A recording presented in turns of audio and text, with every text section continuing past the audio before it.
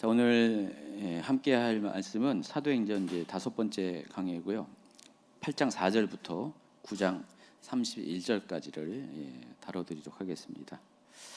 제가 이제 개론 부분에서 말씀드린 것처럼 사도행전은 크게 두 가지 방식으로 나눌 수가 있어요. 첫 번째는 복음을 전하는 인물 중심으로 나눌 수가 있는데, 그래서 베드로와 또 바울로 나눌 수가 있습니다. 그래서 베드로 사역이 주로 이루어지는 전반부 1장부터 12장까지, 또 바울 사역이 주가 되는 후반부 13장부터 28장까지 이렇게 2부 구성이 가능합니다.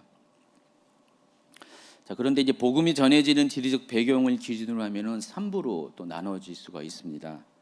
제1부는 예루살렘 중심의 복음 전파 사역이 이루어지는 1장 1절부터 8장, 지난 개론 시간에 1절인데 이제 오늘 이제 더 디테일하게 하다 보니까 3절로 끊는 것이 나을 것 같아요. 3절이고요. 또 2부는 온 유대와 사마리아에 해당하는 8장 4절부터 11장 18절, 그리고 나머지는 땅끝에 해당하는 11장 19절부터 28장까지. 자, 이게 이제 사도행전 1장 8절을 기준으로 이렇게 나눈 겁니다. 사도행전 1장 8절 읽어볼까요? 오직 성령이 너희에게 임하시면 너희가 권능을 받고 예루살렘과 온 유대와 사마리아와 땅 끝까지 이르러 내 증인이 되리라 하시니라. 이렇게 사도행전 1장 8절을 기준으로 이렇게 3부로 나눌 수가 있다는 것입니다. 여기서 이제 참고로 한 가지 좀 더 이야기하면은 이 3단계에 걸친 이 지리적 배경은 선교적 관점에서 보면은 약간 부분적으로 변경이 돼서 이런 식으로 또 이해할 수도 있어요. 표에 있는 것처럼 예루살렘과 온 유대는 선교학적 관점에서는 동질 문화권 선교라고 합니다. 같은 문화권 안에서의 선교. 그리고 사마리아는 동질 문화권이 아니지만은 그래도 문화가 통하는 그런 지역. 그래서 유사 문화권 선교라고 하고요. 그리고 이제 땅끝은 완전히 타 문화권 선교라고 볼 수가 있어요. 그러니까 이런 식으로도 구분합니다. 그러니까 아까 3부 구성하고 뭐가 다르냐면은 두 번째 단계가 온 유대와 사마리아로 묶어져 있는데, 이 선교적 관점에서는 예루살렘과 온 유대가 한 묶음으로 되고 사마리아가 또 다른 묶음으로 된다는 것이죠. 그렇게 차이가 있습니다. 사도행전은 여러 가지 관점에서 보지만은 실은 선교 행전이기도 하기 때문에, 그래서 이런 식으로도 우리가 이해할 수가 있다는 사실을 아시기 바랍니다. 여러분이 이제 복음을 전할 때는 동질 문화권에서 복음을 전하는 거는 어려운 건 아니죠. 어떤 생각과 가치관이 공유되고 문화와 관습도 또 전통도 다 알고, 가장 중요한 것은 말이 통하잖아요. 언어가 통하는 동질 문화권. 그러니까 우리가 이제 쉽게 하면은 국내 선교를 이해하고 여러분의 친구와 지인들과 가족들에게 복음을 전하는 게 동질 문화권 선교입니다. 그런데 유사 문화권이라고 한다면은 옛날엔 그렇지 않지만 지금은 이제 남북이 갈라져서 70년의 세월이 지나다 보니까 같은 듯 다르잖아요. 거의 어떤 경우에는 다른 민족과 같은 느낌을 받을 때가 있거든요. 바로 그와 같은 북한 지체들에게 복음을 전합니다. 뭐 탈북민들한테 복음을 전하는 이런 것이 어쩌면 유사 문화권 선교라고 볼 수가 있어요. 그리고 땅끝 타 문화권 선교는 완전히 민족과 또 언어가 다른 그런 사람들에게 복음을 전하는 겁니다. 오늘날도 이제 그와 같은 개념을 가지고 하다 보면 거기에 맞게끔 전략이 세워지고 또 거기에 맞게끔 우리가 또 상황들을 극복할 수 있는 좀 준비됨이 필요합니다. 지난 강의에서는 제1부에 해당하는 예루살렘 중심의 복음 전도의 상황들을 설명하면서 그때 일어난 사건들을 소개를 했고요. 자, 오늘 강의와 다음 주 강의는 제2부에 해당하는 온 유대와 사마리아의 복음이 전해지는 가운데 발생한 사건들을 다뤄드리도록 하겠습니다. 다시 말해서 동질 문화권에서 유사 문화권으로 복음이 전파되는 과정을 소개해 드리겠습니다. 스데반의 순교 사건으로 인해 교회에 핍박이 찾아오게 됩니다. 그래서 사도를 제외한 예루살렘 성도들 대부분은 이 핍박을 피해서 유대와 사마리아 땅으로 흩어지게 됩니다. 8장 1절입니다. 사울은 그가 죽임당함을 마땅히 여기더라. 그날에 예루살렘에 있는 교회에 큰 박해가 있어 사도 외에는 다 유대아 사마리아 모든 땅으로 흩어지니라. 그래서 사도행전 1장 8절 예수님의 예언이 문자 그대로 성취가 된 겁니다. 자, 그런데 여기서 한 가지 확인할 것이 있어요. 과연 12명의 사도 외의 모든 성도들이 흩어졌을까? 어때요? 여기 문자적으로 보면은 사도 외에는 다 유대와 사마리아 모든 땅 흩어졌다 그랬는데 정말 그럴까요? 여러분 생각 어떻습니까? 바로 2절과 뒤에 이어지는 2절과 3절을 보면은 퀘스천이 생기게 됩니다. 자, 2절과 3절을 읽어주세요. 경건한 사람들이 스데반을 장사하고 위하여 크게 울더라. 사울이 교회를 참멸할세 그 집에 들어가 남녀를 끌어다가 옥에 넘기니라. 자, 만약에 1절에서 사도 외의 모든 성도들이 흩어졌다면 2절에서 스데반을 장사 지낸 사람들은 누구고 또 3절에서 핍박을 당하는 사람은 과연 누구냐는 거죠. 사도회에 다 흩어졌으니까 2절과 3절에 해당하는 사람들 사도회야 되잖아요. 그렇잖아요. 사도회 없으니까. 따라서 이 3절의 내용으로 보아 이 스데반의 사건으로 흩어진 성도들은 모든 성도들이 아니라는 것을 우리가 짐작할 수가 있어요. 그래서 흩어진 성도들은 예루살렘 공동체 가운데서도 두 무리가 있습니다. 오리지널 토박이 유대인 히브리파라고 부르고요. 또 해외에서 디아스포라로 있다가 오순절 때에 들어왔다 거기서 이제 복음을 받아들여서 예루살렘에 교회가 있으니까 머문 바로 그 헬라파 유대인, 그러니까 디아스포라 유대인 두 그룹이 있는데 이때 흩어진 사람들은 두 번째 그룹의 사람들이 흩어질 가능성이 큽니다. 그러니까 헬라파 유대인들이 박해를 피해서 흩어졌다는 것입니다. 그러니까 그들은 박해를 피해서 자기가 살던 곳으로 흩어지게 됩니다. 어차피 그들의 삶의 자리가 예루살렘이 아니었잖아요. 잠시 왔다가 명절을 찾아서 왔다가 계속 눌러 있는 상황이었잖아요. 그렇기 때문에 그들의 삶의 자리는 예루살렘이 아니기 때문에 마침 박해가 찾아오니까 자기 삶의 터전으로 핍박을 피해서 돌아가게 됐습니다. 그러나 갈 곳이 없는 히브리파 유대인들은 어떡합니까? 그대로 예루살렘에 머물 수밖에 없었고 사도와 함께 예루살렘에 남아서 교회를 지켜나가게 됩니다. 그러다가 끌려가서 감옥에 갇히는 그런 사람들이 생겨나게 됩니다.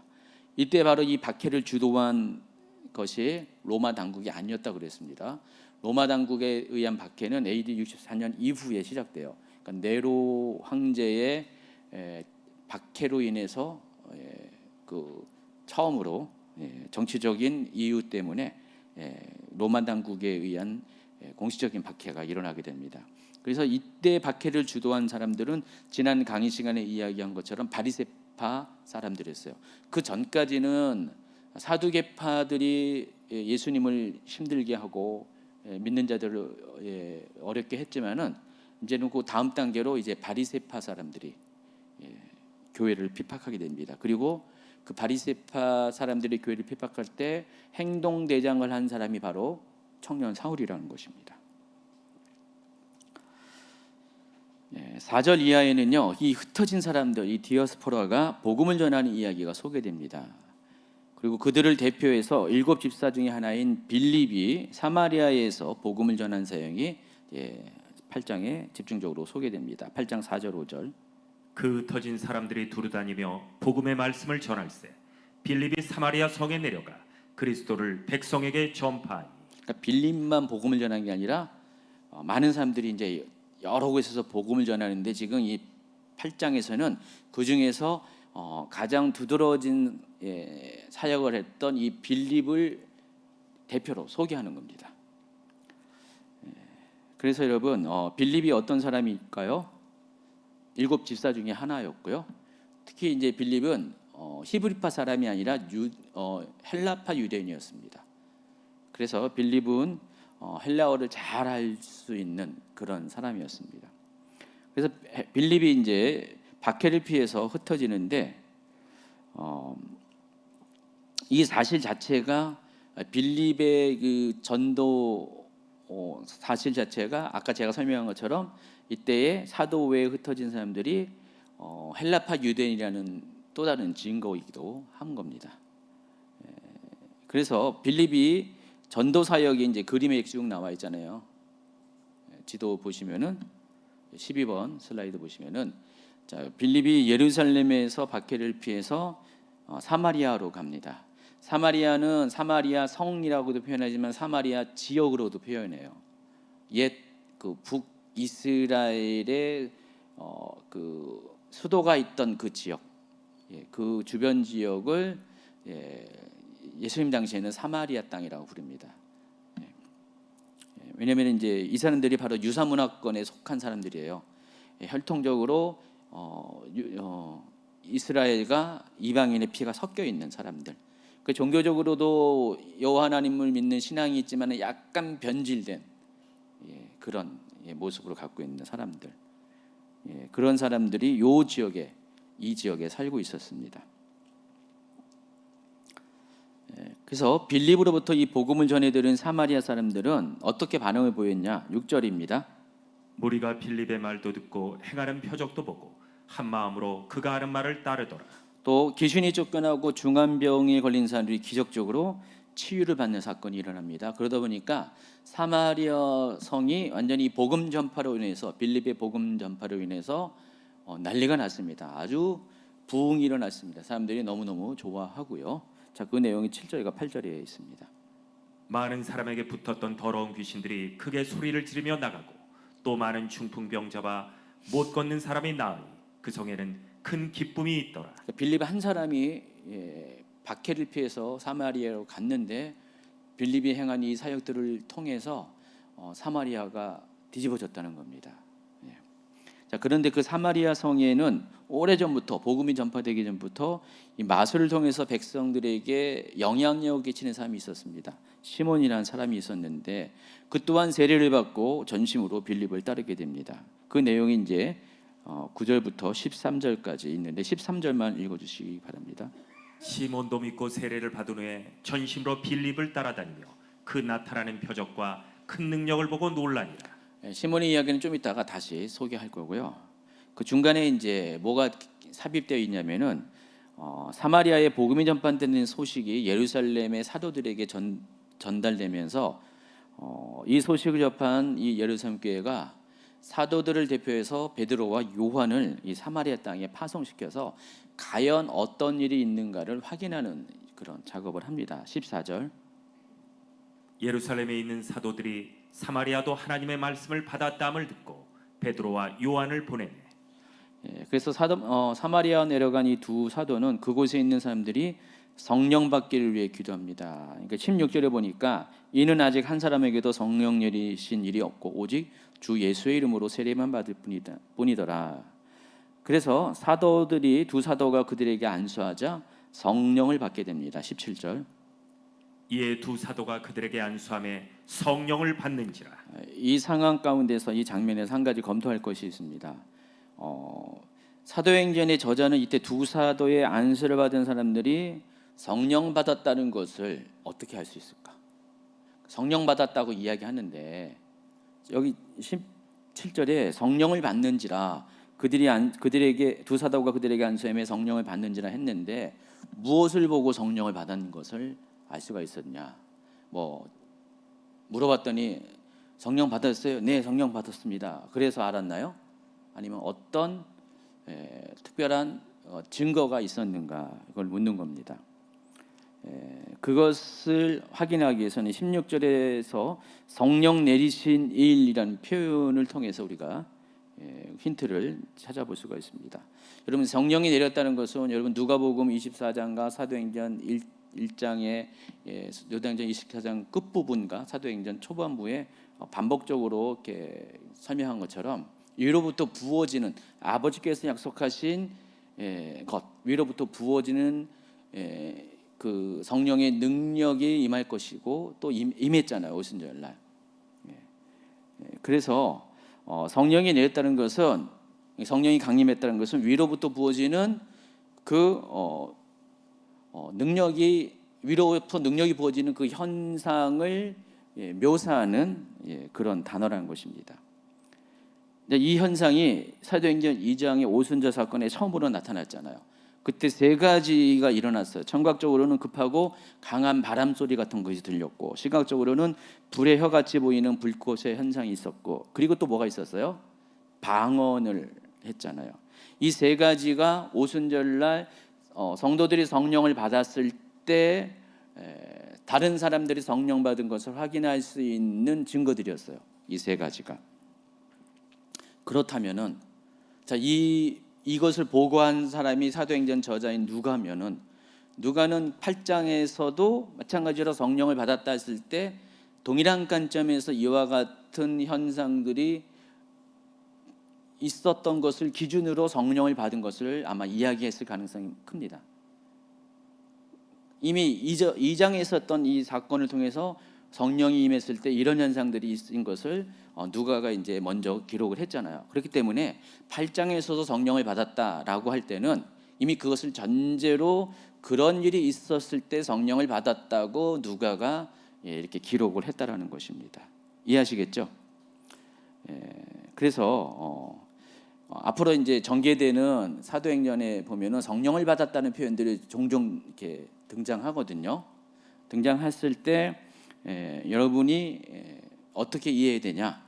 이와 같은 일이 있었다. 안수할 때, 기도할 때 성령을 받는 일들이 일어나는데, 근데 이제 뒤로 가면 갈수록 성령을 받을 때 가장 많이 일어나는 현상 중에 하나가 방언을 말하는 겁니다. 안수를 했습니다. 안수를 했는데 사도들이 안수할 때 성령이 위로부터 임하는 거예요. 근데 그 성령이 임한 거 어떻게 알았냐? 갑자기 모르는 언어로 방언을 하는 거예요. 뭐 타국어 방언을 할 수도 있고 알아들을 수 없는 혀의 방언도 할 수가 있고요. 방언이 터지는 걸 통해서 성령을 받았구나라는 것을 확인할 수가 있었다는 것입니다. 그와 같은 현상은 오늘날도 마찬가지예요, 여러분. 내가 성령을 받았는지 안 받는지를 헷갈려하는 분 있잖아요. 내가 구원을 받았는지 안 받는지를 헷갈려하는 것처럼, 그렇잖아요. 여러분은 없나요? 교회 보면은 내가 구원받았는지 안 받는지 헷갈린 분들이 좀 있어요. 교회는 다니는데 구원에 확신이 없는 거죠. 똑같이 내가 성령을 받았는지 안 받는 거에 대해서 헷갈려하는 분이 있습니다. 헷갈려하지 마시고 여러분 가운데 나타나는 그 성령을 받았을 때, 특별히 오순절날 성령 체험의 결과 나타나는 그러한 형상들이 여러분에게도 이렇게 감지가 되거든 성령을 받은 거예요. 물론 뭐 내주하시는 성령을 받은 그런 경험도 또 있지만은, 그래서 이 모습을 지켜보는 이제 시몬이 이제 다시 또 등장합니다. 사도들에게 자신도 성령을 내리게 하는 권능을 받게 달라고 요청합니다. 18, 19절. 시몬이 사도들의 안수로 성령 받는 것을 보고 돈을 들여 이르되, 저기 이 권능을 내게도 주어 누구든지 내가 안수하는 사람은 성령을 받게 하여 주소서 하니. 과연 저런 목소리를 했을까, 시몬이? 우리 전도사님은 항상 이 악인들은 이런 목소리 할 거다라고 이제 편견이 있는데, 아무도 모르죠. 그래도 여러분 잘 구분하게 하기 위해서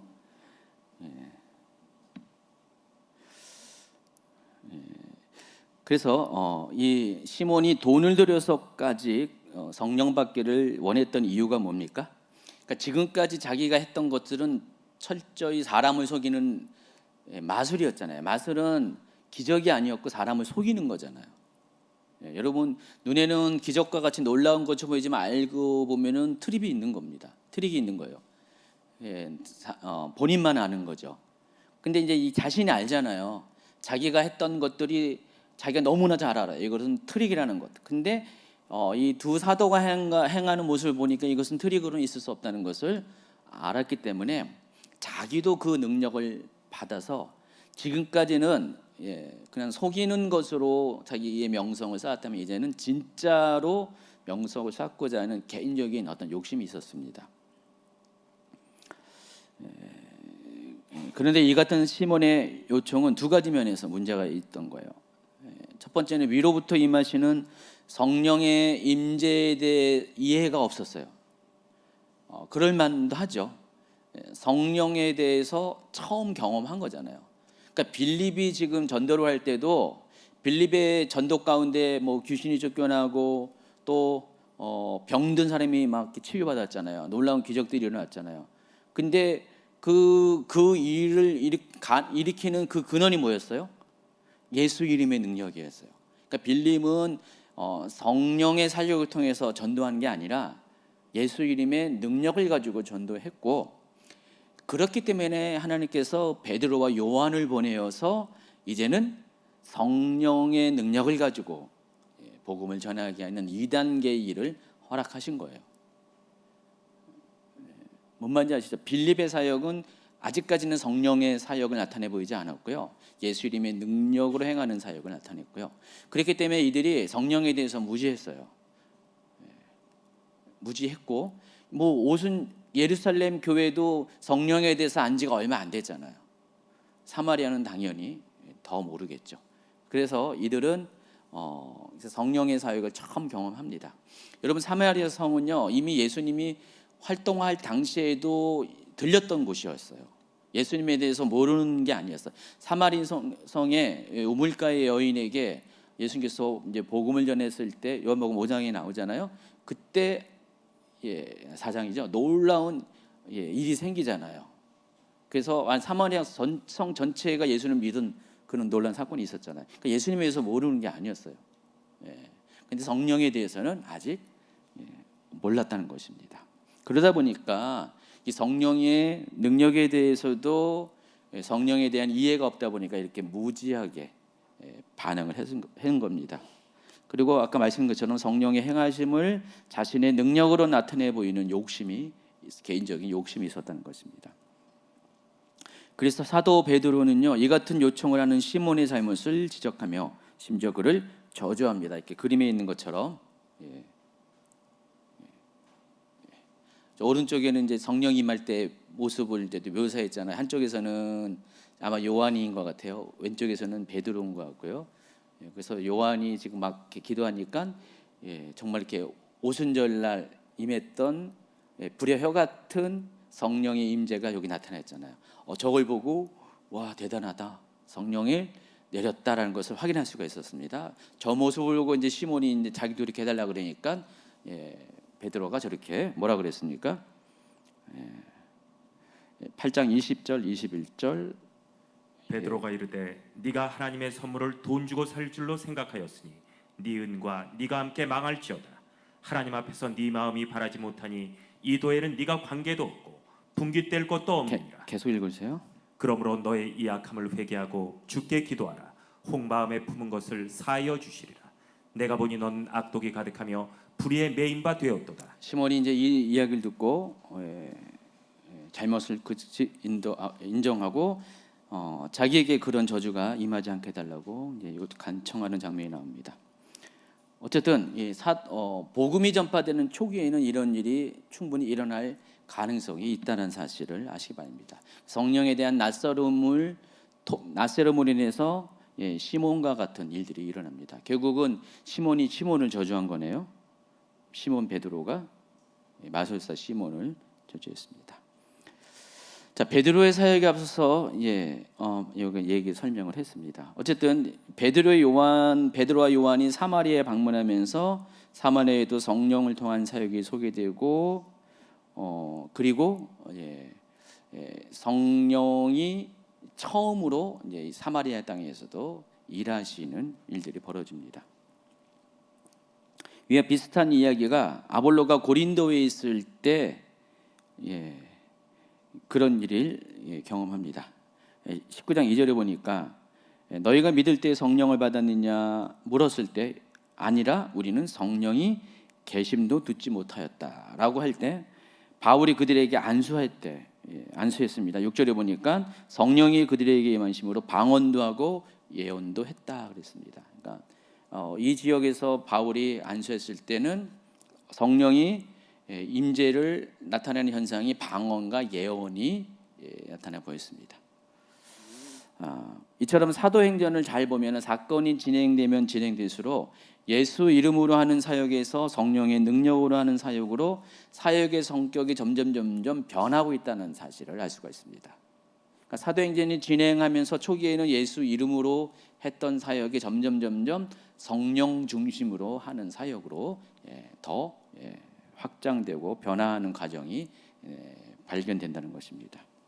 그러니까 오늘날도 우리가 여기서 힌트를 얻어서 모든 교회는, 모든 성도들은, 또 모든 사역자들은 처음에는 예수 이름의 능력으로 사역을 하게 되겠죠.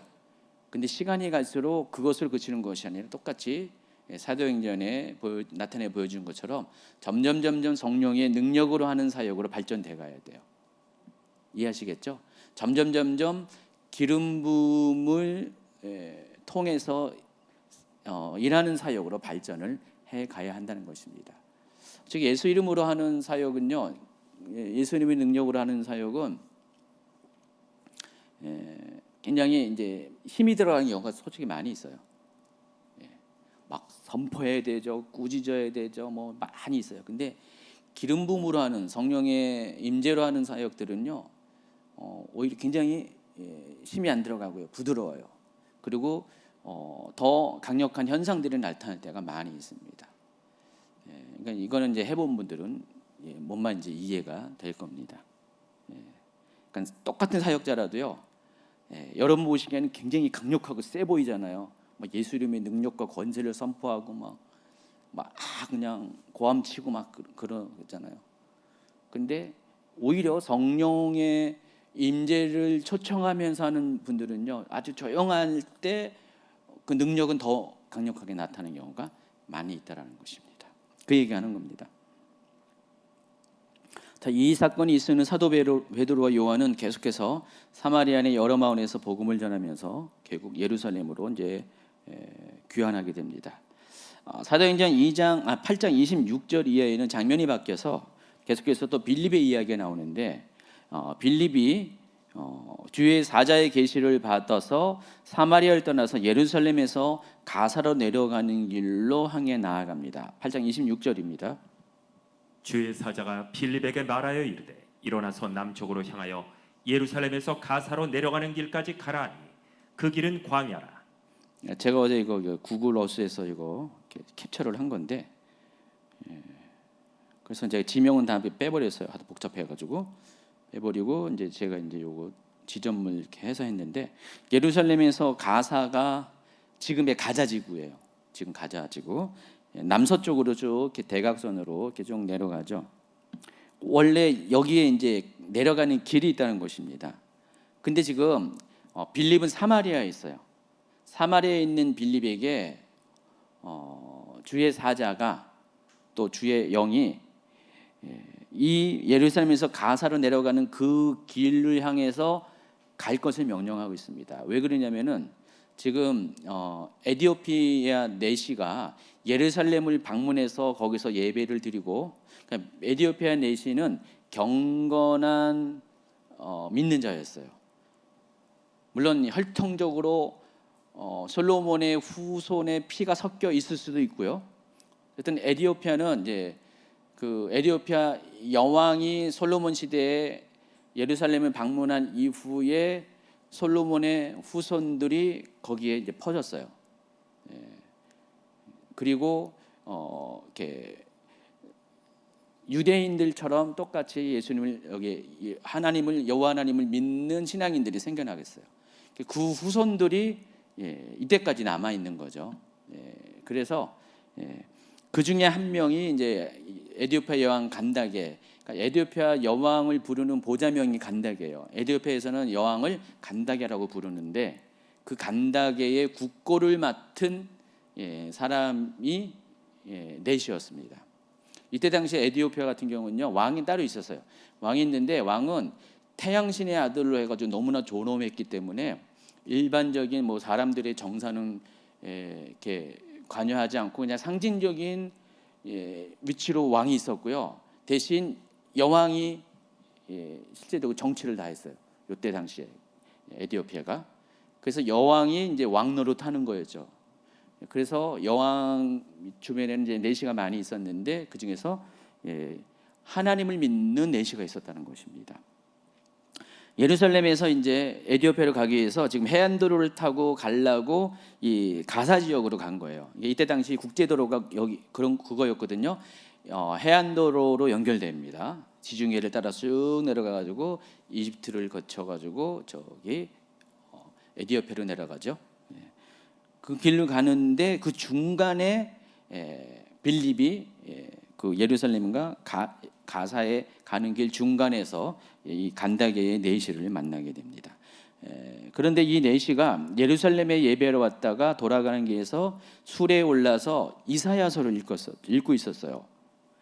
이때 성령께서 빌립에게 명하여 수레 가까이 나아갈 것을 명령합니다.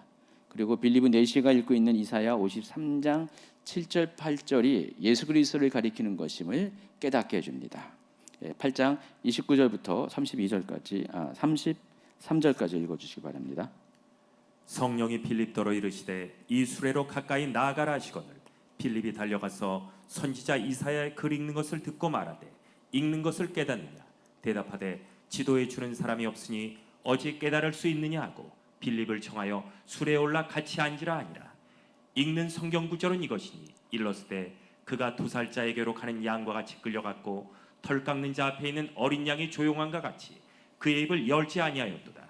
그가 굴욕을 당하였을 때 공정한 재판도 받지 못하였으니 누가 그의 세대를 말하리요 그의 생명이 땅에서 빼앗김이로다 하였거늘. 34절 그 네시가 빌립에게 말하되 청컨대 내게 묻노니 선지자가 이 말한 것이 누구를 가리킴이냐 자기를 가리킴이냐 타인을 가리킴이냐. 이때 이제 빌립이 입을 열어서 이 글에 시작해서 예수를 가르쳐 복음을 전했다.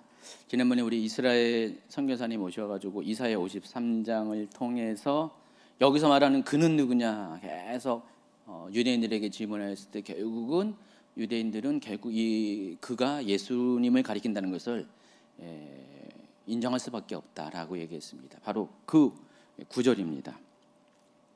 자, 빌립으로부터 예수 그리스도에 대한 복음을 들은 네시는 마침 물 있는 곳을 만나게 되자 즉시 세례받기를 요청합니다. 그래서 지금 이 장소가 네시가 빌립에게서 세례를 받았다고 전해지는 장소입니다. 거기서 누가 수영하고 있어요 지금. 그 장소가 여기 있습니다. 그리고 나서 이제 주의 영이 빌립을 이끌어서 아소도로 데리고 가십니다.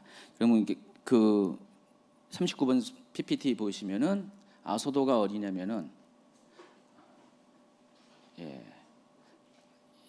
예전에 그 블레셋 땅에서는 아스돗이라고 불렀던 그 지역을 말하는 것입니다. 그래서 원래는 이제 예루살렘에서 가사 지역까지 내려가는 그 대로가 있는데 그 중간에서 지금 사마리아에서 출발해서 중간에서 이 빌립이 네시를 만났고 네시에게 복음을 전한 후에 그 빌립은 가사까지 내려가지 않고 네시는 가사까지 쭉 내려가겠죠. 왜냐하면 해안도로 타고 내려가야 되니까. 이 빌립은 다시 북서진해서 아소도 쪽으로 올라갑니다. 근데 이 아소도까지 올라가는 것을 누가 했냐? 주의 영이 빌립을 이끌어 갔다는 것입니다. 사도행전 8장 39절 40절. 둘이 물에서 올라올새 주의 영이 빌립을 이끌어 간지라 네시는 기쁘게 길을 가므로 그를 다시 보지 못하니라. 빌립은 아소도에 나타나 여러 성을 지나다니며 복음을 전하고 가이사라에 이르니라. 39절과 40절이 굉장히 특이한 이제 절이라는 거 아시죠? 빌립이 이제 네시를 만난 후에 갑자기 주의 영, 여기서 주의 영이라고 불렀는데 사도행전은요 성령을 가리켜서 성령이라고 부르기도 하고 주의 영이라고 부르고 또 한 번은 예수의 영이라고도 그렇게 부릅니다. 그래서 다 같이 성령을 이야기합니다. 그 삼위의 하나님이 또 같은 한 분이시기 때문에 그 주의 영이나 예수의 영이나 성령이나 같은 말이에요. 특별히 사도행전 이 단어들이 다 같이 등장한다는 것입니다. 그래서 성령께서 빌립을 이끌어 갔다 그랬습니다. 근데 여기서 이끌어갔다라고 하는 이 표현에 해당하는 헬라어가 헤르파셀이라는 단어인데, 이게 재빨리 어떤 것을 잡아채 가다, 낚아채다, 끌고 가다라는 뜻이에요. 근데 이 단어가 그 데살로니가전서 4장 17절에 나와 있는 그 특별한 단어와 같은 어원을 가진 단어예요. 그러니까 약간 그 변화가 좀 다른 단어이지 같은 단어라는 겁니다. 여러분 잘 알고 있는 바로 끌어올리다, 성도의 휴거를 설명할 때 사용하는 끌어올리다, 하르파조라는 단어와 이 헤르파셀이라는 단어가 결국 같은 단어라는 겁니다.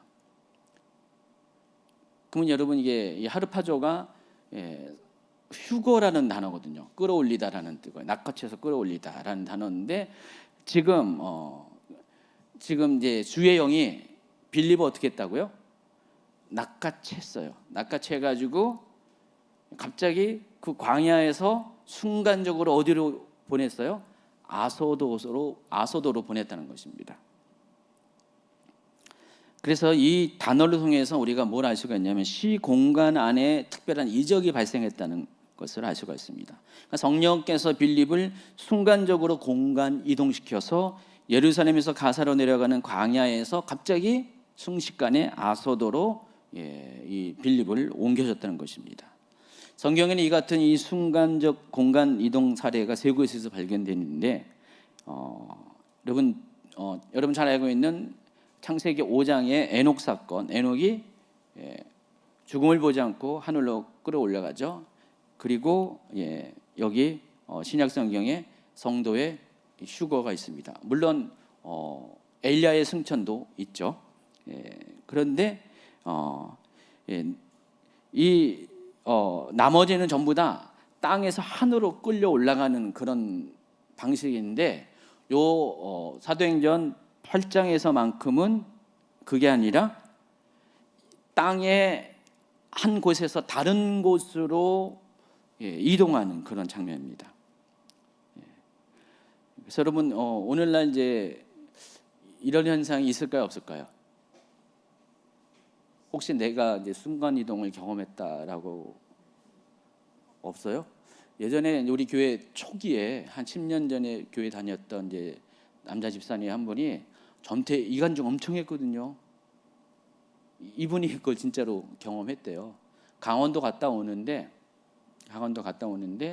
강원도 어느 부분에서 갑자기 가다가 강원도 어느 쪽에 지나가고 있었는데 갑자기 서울 근교에가 딱 나타난 거예요. 자기가 뭐 좋은 것도 아니고 꿈꾼 것도 아닌데 강원도 어느 부분이었는데 갑자기 순간적으로 자기가 서울 근교에 거리가 엄청 많이 단축이 된 거죠. 하도 이상해가지고 했더니 정말 맞는 거예요. 그래서 기름 게이지를 봤더니 똑같다는 거예요.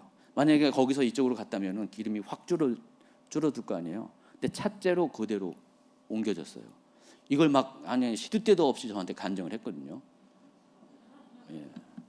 어디 갈 때마다 같이 어디 운전하고 옆에 타고 갈 때마다 목사님 하면서 제가요 하면서 그 얘기를 자주 했었어요.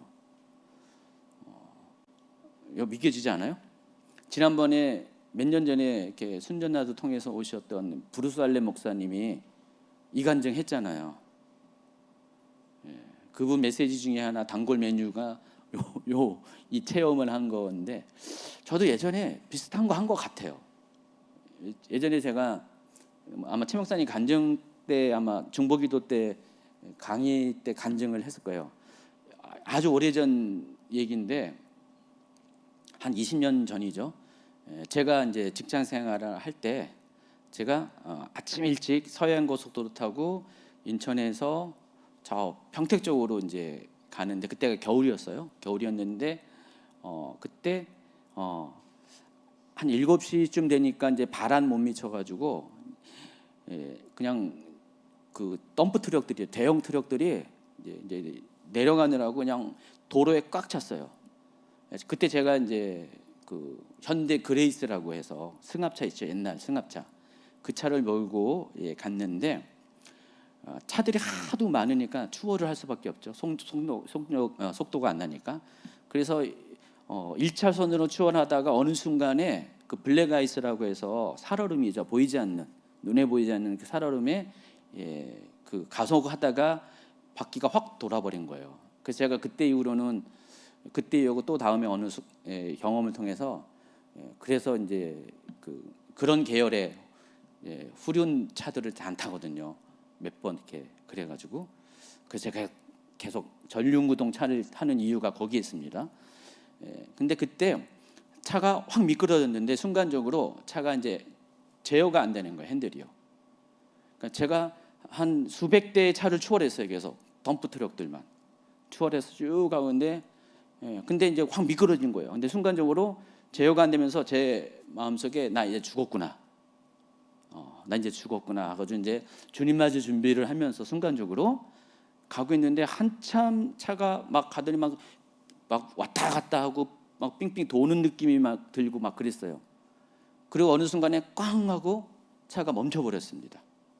멈춰버렸는데 제가 이제 그 멈춘 다음에 눈을 떴어요. 눈을 떴더니 차가 180도로 돌려가지고 가는 방향에서 완전히 거꾸로 방향을 해가지고 이쪽 가드레일 쪽에 시멘트 가드레일 쪽에 차가 딱 멈춰 있는 거예요.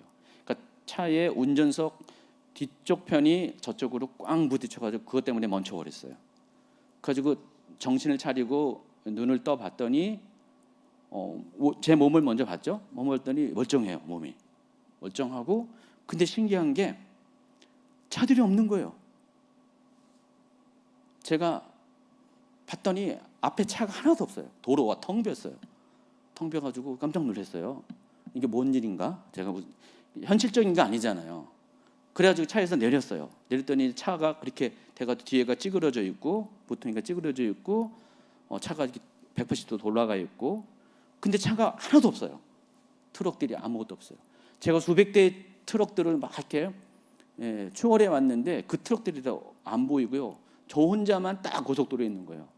그래가지고 빨리 차를 싹 돌려가지고 이제 원래 진해 방향으로 싹 돌렸더니 갑자기 트럭들이 막 몰려오는 거예요. 여러분 그거 믿겨지나요? 근데 현실이에요. 제가 경험한 거예요. 경험해가지고 좀만 갔더니 바로 앞에가 50m 앞에가 터널이었어요. 만약에 터널에서 사고 났으면 큰일 날 뻔했죠. 근데 바로 하나님이 그 터널 직전에 그렇게 했고 차들이 다 사라져 버린 거예요. 나중에 이제 최 목사님하고 이제 이 사실 얘기했더니 그때 이제 여러분 들었을 거예요.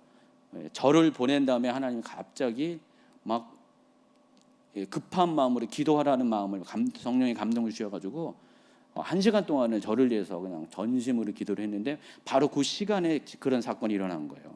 그래서 중보기도 강의하다가 이제 그 얘기한 거잖아요. 그 중보기도의 힘이 이렇다. 근데 저는 개인적으로 그것도 그렇지만은 그 순간에 순간 이동을 경험하는데 제가 경험한 게 아니라 제가 순간 이동한 게 아니라 다른 차들이 수백 대의 그 큰 차들을 하나님이 순간적으로 이동시킨 거예요. 그러니까 제가 막 미끄러지고 넘어지는 동안에 다른 차들하고 전혀 안 부딪혔잖아요.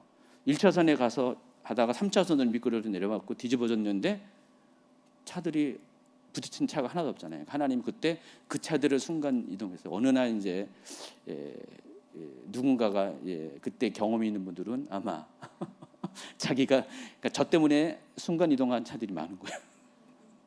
그런 일이 있었어요. 가능해요. 그래서 저도 개인적으로 그런 것을 경험했기 때문에 충분히 가능하고 오늘날도 하나님께서 이런 일들을 일으켜 주신다는 사실을 아시기 바랍니다. 성경에 딱 여기 한 군데 나왔다고 해서 무시한 분들이 많이 있는데 너무나 명확한 공간 이동의 증거이잖아요. 지금 빌립의 사건은요. 그래서 이것을 비성경적이라고 말한다는 것은 너무 믿음이 없는 겁니다. 그래서 하나님께서 과거에도 그렇게 하셨지만은 오늘날도 그렇게 하실 거고 앞으로도 그렇게 하실 것입니다. 여러분들 이렇게 가끔 이렇게 하나님께 이렇게 보너스로 요청할 때 하나님 나도 이 순간 이동, 공간 이동을 경험하게 해주세요. 이렇게 한번 해보세요. 네, 하나님이 항상 그러는 게 아니라 항상 하나님 질서 안에서 일하시지만은 필요할 때 또 이렇게도 하나님이 경험하게 할 때 하실 때도 있다는 사실을 아시기 바랍니다. 이제 9장으로 넘어가겠습니다. 저기 원고에 없는 얘기 하다가 또 시간이 갈라요. 자, 사도행전 9장에서는요. 앞서 7장 후반부 스데반 순교 사건, 8장 초반부 교회 박해 사건에 잠시 등장했던 이 사울이라는 인물이 사건의 주인공이 되어서 이제는 본격적으로 등장합니다. 그래서 사도행전 9장에는요.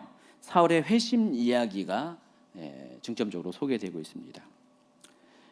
예루살렘에서 이제 예수님 믿는 성도들을 박해하는 일에 이 주동자 역할을 했던 사울은 이제 점점 지경을 넓혀가지고 흩어진 성도들에게 마술을 뻗치려 합니다. 그는 대제사장으로부터 수리아 다메섹에 있는 예수 믿는 성도들을 끌고 올 수 있도록 그곳 회당에 가서 협조를 구할 수 있는 공문을 받아냅니다. 대제사장이 먼저 하라 한 게 아니라 사도 바울의 그 열정이 대제사장에게 내가 그렇게 하겠습니다라고 해서 자기가 요청해서 협조 공문을 받아서 드디어 그 일을 실행하기 위해서 예루살렘을 떠나서 다메섹을 향합니다.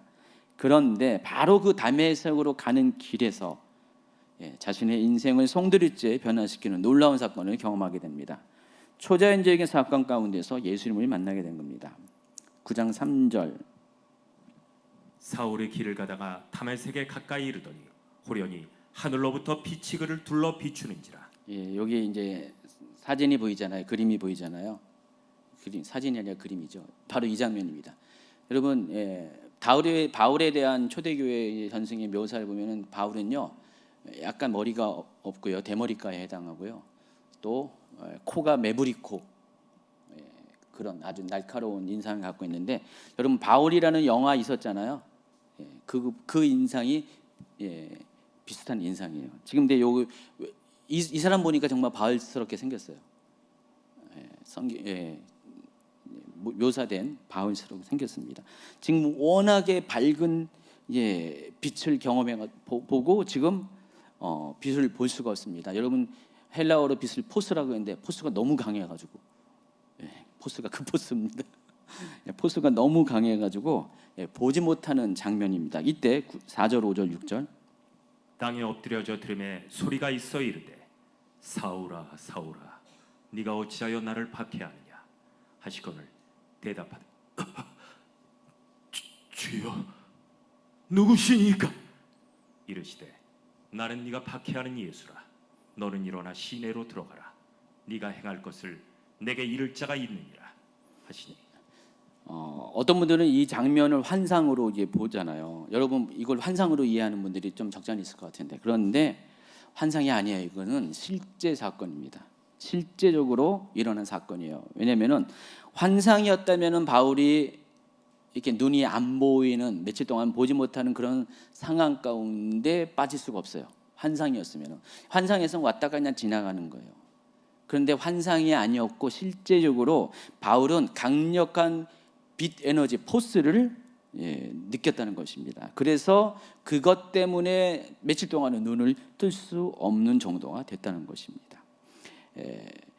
나중에 이제 사도 바울이 이 장면을 다시 회고하면서 이 장면을 다시 소개할 때 22장 6절에 보니까 호련히 하늘로부터 큰 빛이 나를 둘러 비쳤다. 26장 13절에 보면은 하늘로부터 해보다 더 밝은 빛이 나와 내 동행들을 둘러 비쳤다. 이렇게 이야기합니다. 그래서 사도 바울은 지금 아주 강력한 하나님으로부터 나오는 빛의 에너지를 경험했고 그로 인해서 눈을 볼 수 없게 됐다는 것입니다. 자, 이 사건은 사울의 인생을 완전히 바꿔버립니다. 그동안 위세당당하고 살기 등등했던 사울은 이 사건으로 해서 처절하게 자아가 무너지는 경험을 하게 됩니다.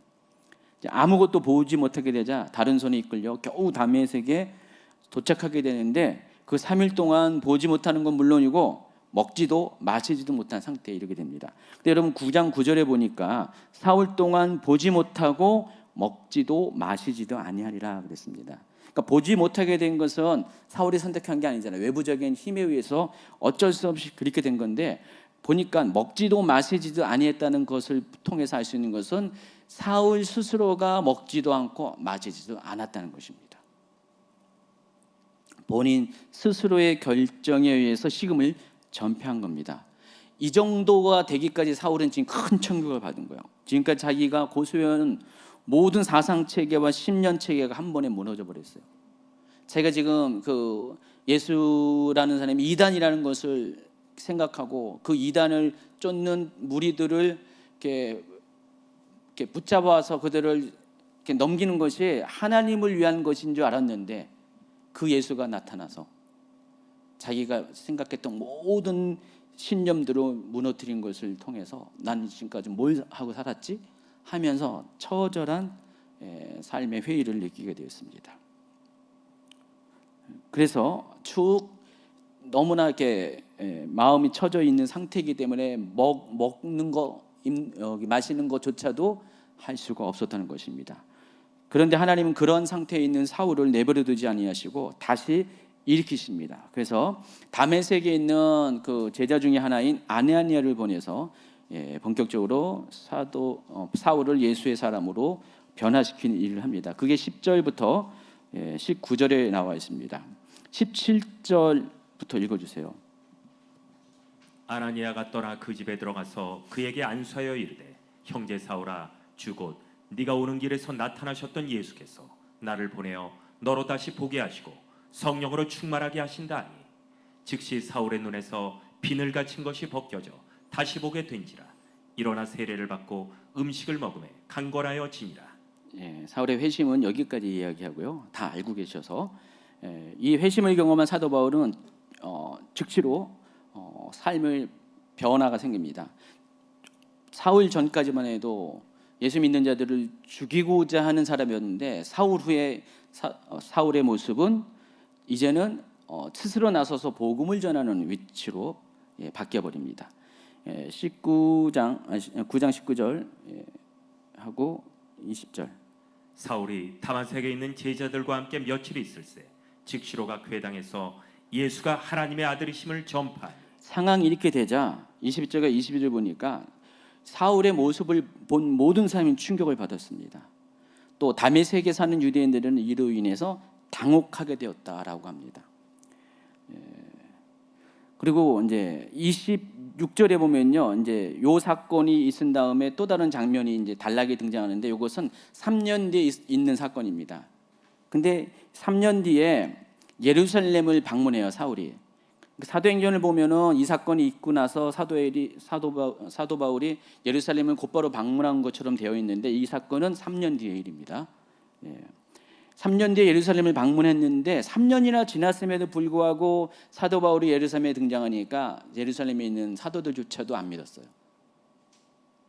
3년 뒤의 일인데도 안 믿었어요. 그 정도로 사도 바울의 변화는요, 사도 바울에 속했던 유대인 그룹에서도 이거는 놀라운 일이었고 충격이었고요. 또 사도 바울로부터 박해를 받았던 사람들에게도 충격이었어요. 사도 바울은 회심은 어느 쪽에도 믿기 어려운 놀라운 사건이었어요. 그러니까 이때 당시에 이 사도 바울의 회심은 역사적인 사건이라니까요. 자, 이 사건이 있으면 어쨌든 다시 이제 그 장면에 돌아가면은 며칠 후 충격에서 이제 벗어나서 이제 현실을 파악합니다. 유대인들은 그래서 사울의 존재에 대해서 큰 부담감을 갖게 됩니다. 왜냐하면 사울이 어떤 사람인가 너무나 잘 알았기 때문에 전에 자기들 편에 있을 때는 예수 믿는 자들을 파멸시키는 강력한 무기가 되었는데 이제 반대편에 사울이 서 있다 보니까 어떻게 해요? 정반대로 두려움이 대상이 된 겁니다. 강력한 우군에서 더 강력한 적이 된 겁니다. 그래서 그들은 지체 없이 사울을 제거하기로 공모합니다. 23절. 여러 날이 지나매 유대인들이 사울 죽이기를 공모하더니 이 같은 유대인의 계교가 이제 사울에게 알려지면서 이 다메섹에 있는 제자들은 밤을 틈타서 사울을 광주리에 담아서 성벽에서 달아내려 피신시킵니다.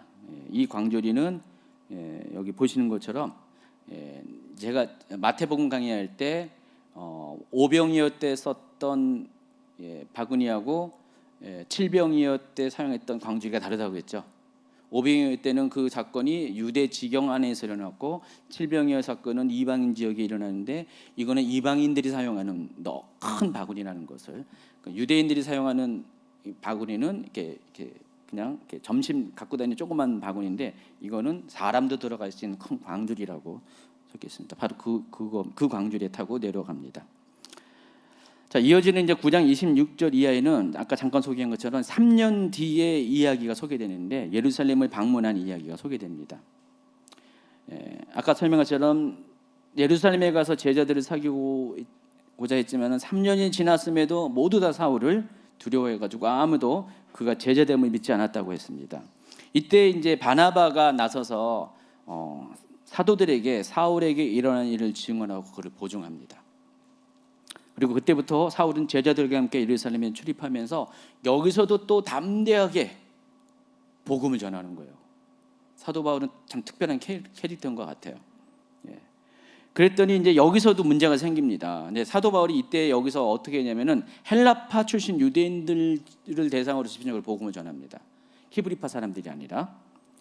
그래서 사울의 존재에 대해서 부담감을 가진 헬라파 유대인들은 다메섹에서 마찬가지로 사울을 죽이려고 합니다.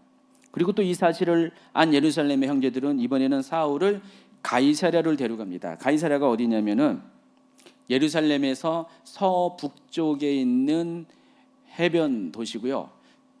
구약 시대에는 가이사랴가 없었어요. 근데 헤롯 대왕이 이 가이사랴를 건축했습니다. 로마식으로 건축했고, 그리고 이때 당시에는 로마 총독부가 여기에 있습니다. 가이사랴가 지도에 보면 굉장히 북쪽에 있습니다. 그래서 예전에는 구약 시대에는 그 밑에 예루살렘에서 약간 서북쪽으로 욥바라는 도시가 있는데 그 욥바 가까이에 지금 텔 아비브가 있어요. 이스라엘에 텔 아비브 경제 수도인 텔 아비브가 있는데 텔 아비브가 신도시라고 하면 욥바는 구도시에 해당합니다. 바로 가까운 데 있습니다. 그래서 여러분이 이제 이스라엘 가게 되면은 텔 아비브에 내릴 거예요, 비행기가. 그러면은 어쩌면 나중에 돌아올 때 욥바 구경하고 돌아올 수도 있어요. 가까우니까. 욥바가 주로 이 지중해를 통해서 회의로 나가는 사람들의 항구였어요. 구약시대 때는. 그래서 여러분 아시다시피 누구죠? 그 요나도 이 욥바를 통해서 배를 탄 거고 다. 그때 당시 욥바가 그런 거였는데 신약 시대에서는 가이사랴가 그 역할을 합니다. 가이사랴가 국제항이 돼버리죠. 이 가이사랴를 통과해서 여기서 배를 타고 어디를 갑니까? 자, 북쪽에 지금의 터키 지역에 있는 길리기아 성에 있는 다소 쪽으로 갑니다. 그리고 거기서 5곳이 머물러 있는 시간을 보냅니다. 그래서 사울은요, 앞서 예루살렘의 사도들에게 사울을 소개하고 보증했던 이 바나바가 안디옥 교회, 예루살렘에서 안디옥 교회로 파송돼서 거기서 결국 담임 목회자의 역할을 하게 됐을 때, 그리고 안디옥 교회가 막 부흥하니까 동역자가 필요할 때 이 바나바가 다소에 있는 사울을 초청하죠. 그래서 자기와 함께 동역을 하게 됩니다. 한 1년 정도의 동역을 한 다음에 그 다음부터는 함께 전도 여행을 떠납니다. 그게 제1차 전도 여행입니다. AD 한 6년 정도 되겠죠, 전도 여행이.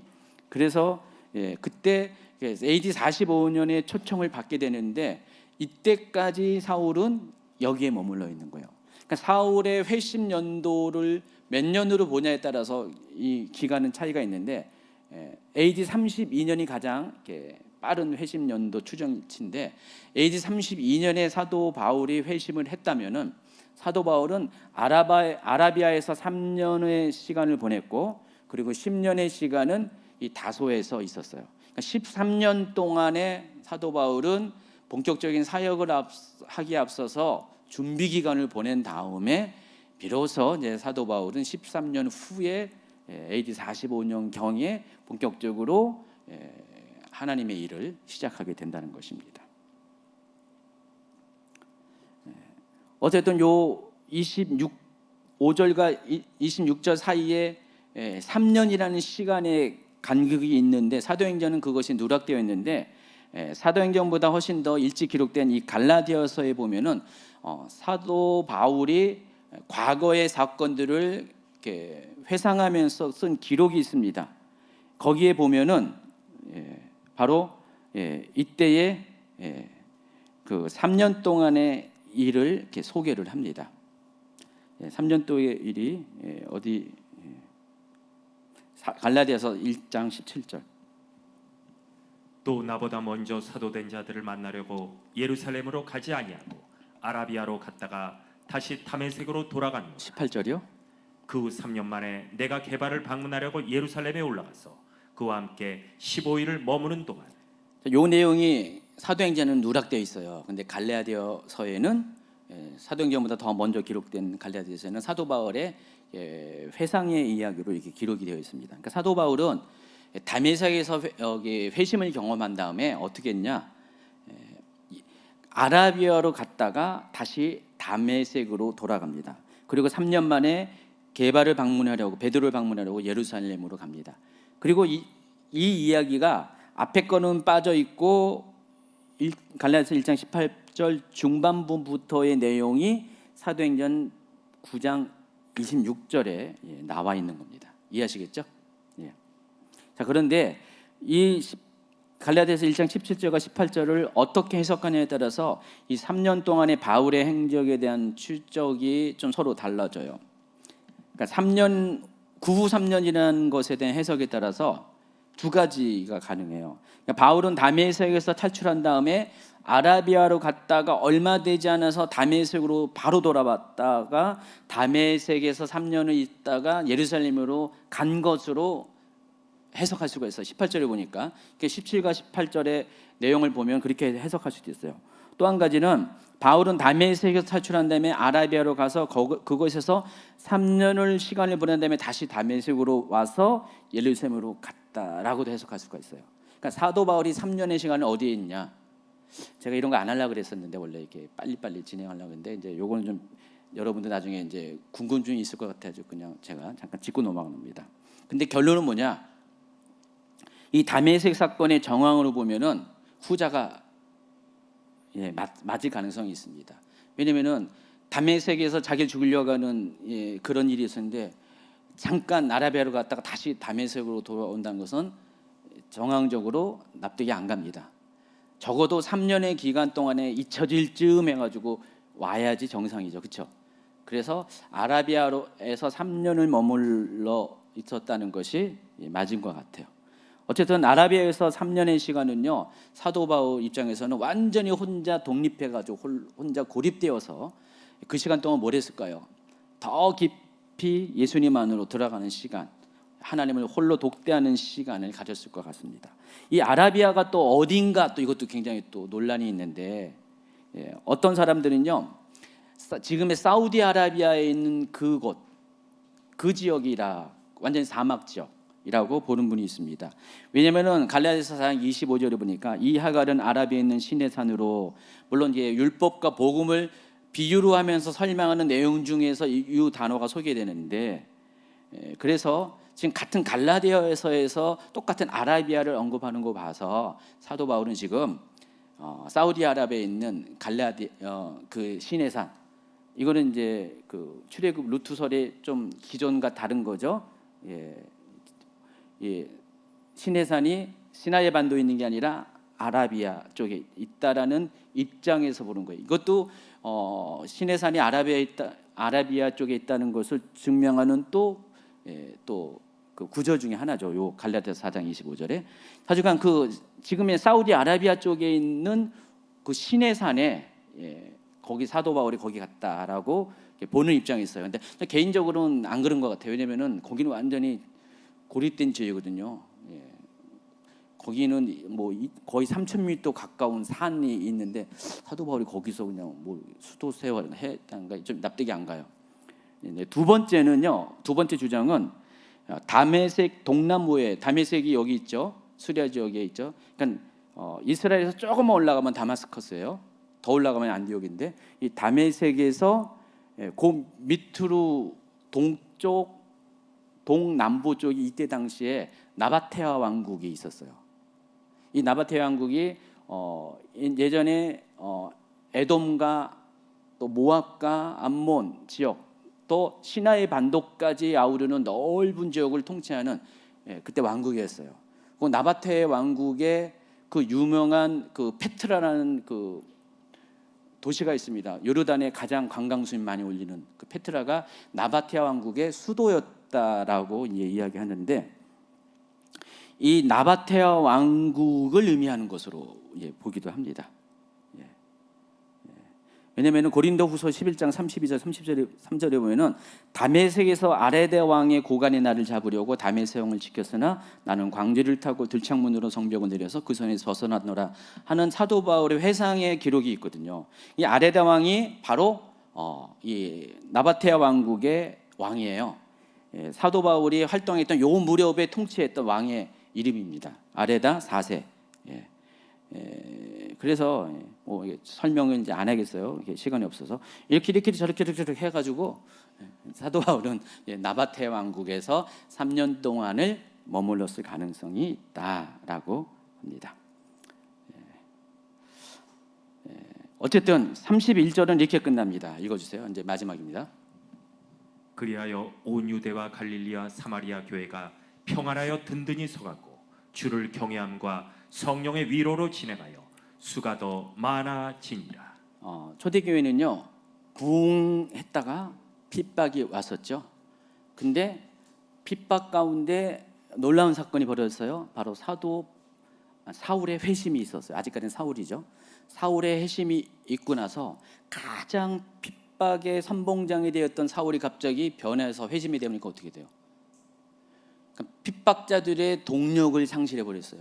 그리고 반대로 핍박받은 교회는 오히려 힘을 얻게 됩니다. 그래서 이 사도 바울의 회심이 결과적으로 뭘 가져왔냐면은 교회들로 하여금 든든하게 서가고 다시 부흥케 하는 2차 부흥을 일으키는 동력을 제공했다는 것입니다. 지금 31절은 그 이야기를 하고 있습니다. 그래서 초대교회는 이전보다 더 평안한 가운데 든든히 서가고 더욱더 부흥되는 시기를 겪게 됩니다. 이게 사도 바울의 회심이 가져다주는 결과인 것입니다. 오늘 여기까지 다루도록 하겠습니다.